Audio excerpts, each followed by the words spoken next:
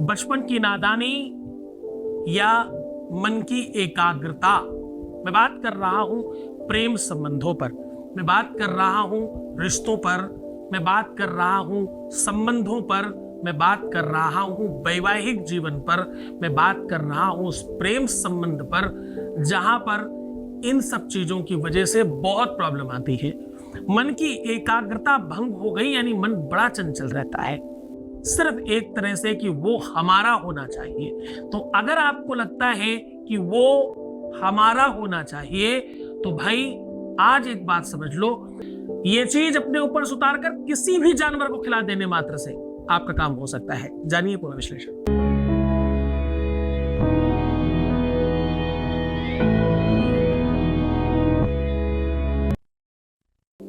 तो आज हम कह रहे हैं कि सिर्फ ये वस्तु अपने ऊपर से उतार कर किसी भी जानवर को खिला दें, परंतु सुबह का टाइम जो हम बता रहे हैं वो होना चाहिए। सिर्फ इस टाइम पर यह काम करना है।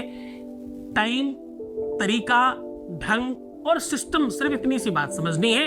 यह विश्लेषण इसलिए भी बहुत आवश्यक है क्योंकि इसमें नादानियों पर अंकुश है, इसमें चंचलता पर प्रतिबंध है, इस पर मन, बुद्धि, चित्त को एकाग्र करने का संसाधन है और इसमें आपको यह सिखाया और बताया जा रहा है कि आपका जीवन किसी एक डोर से बंधा होना चाहिए।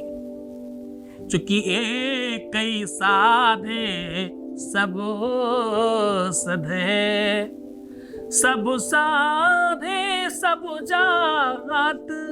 सिर्फ एक को पकड़ना है, सबको पकड़ने में सब छूट जाता है। यह अनुभव उन लोगों का होगा जिनके जीवन में बहुत बार उन्हें चला गया है कि बहुत बार होने में हर बार चले जाने की संभावना बढ़ती जाती है। जितनी बार यह संकर्षण बढ़ता है उतनी बार वो संकट को जन्म देता है। कौन सा संकट? अगली बार फिर से वैसा होने का संकट, अगली बार फिर से वैसी व्यवस्थाओं में पड़े रहने का संकट। और बहुत खास तौर पर ध्यान देना, जब प्रेम का अंदर बड़ा अभाव होता है, जब प्रेम की बहुत ज्यादा जरूरत होती है, ऐसे में कई सारी खिड़कियां खुल जाती हैं प्रेम पाने की तरफ। जिस प्रकार से रोशनी को आवाहित करती हैं खिड़कियां घर के अंदर, वैसे ही आपके मन मस्तिष्क की खिड़कियां खुल जाती हैं कई सारी तरफ और उसमें से कभी कदार कुछ ऐसी रोशनियां घर के अंदर प्रवेश कर जाती जिस रोशनी की आवश्यकता घर को थी ही नहीं। आप समझ गए होंगे मैं क्या कहना चाह रहा हूं। ऐसी सारी की सारी चीजों पर प्रतिबंध लग जाता है, ऐसी सारी की सारी चीजों से आप बच जाते हैं और आपका प्यार हर हाल में आपको मिलता है। मैं क्या कह रहा हूं? मैं कह रहा हूं कि अगर आपको आपका प्यार नहीं मिल रहा है तो उसके पीछे कोई बड़ा कारण होगा।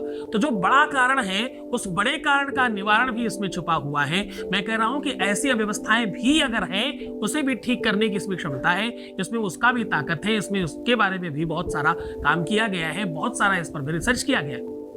रिसर्च कहती है कि पूरे के पूरे विश्व में 99.9% लोग किसी न किसी को प्रेम करते हैं।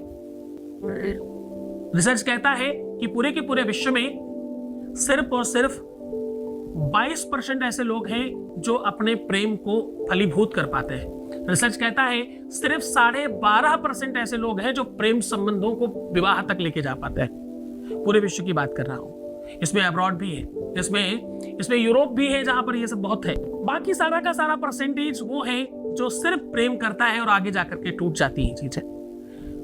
ये रिसर्च, ये व्यवस्था, ये लब्ध एस्ट्रोलॉजी इस परसेंटेज को 99.9% तक लेके जाने के लिए काम कर रही है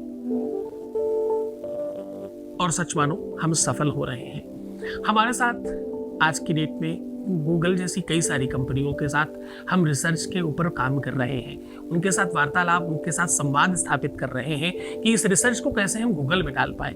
कहने का सीधा संबंध है कि ये बहुत बड़ा अभाव का क्षेत्र है। आज उस पर प्रभाव डालने का पूरा रिसर्च आपके सामने साझा कर रहा हूं। यहां तक कि अगर आपके संबंधों के बीच में कोई व्यक्ति आ गया है, थर्ड पार्टी इन्वॉल्वेशन बढ़ रहा है, वो भी ठीक किया जा सकता है।